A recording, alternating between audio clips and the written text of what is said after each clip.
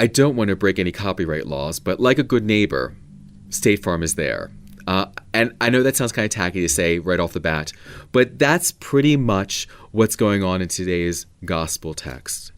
Jesus is using this wonderful story of a Good Samaritan, of an outsider who uses his wealth to care for someone in need.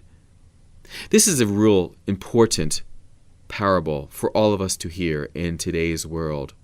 With all of the global issues with refugees, with all the global issues of displaced people, those who are by the wayside and the roadside of life that are hurting and ailing, this is a text that speaks specifically of them.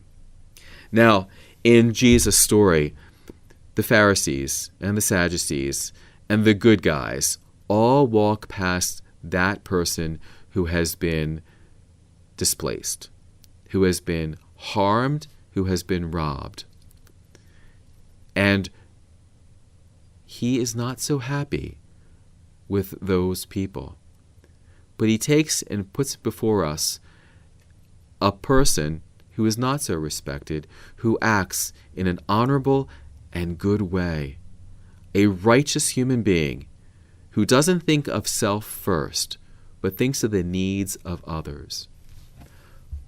When we are approaching issues that are politically charged, our question is not to be about what is financially appropriate or what is socially beneficial.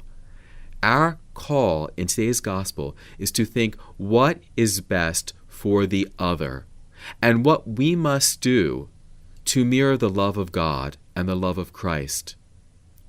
It's to remind us that all humanity is related, and all humanity should be afforded the benefit that we can provide it.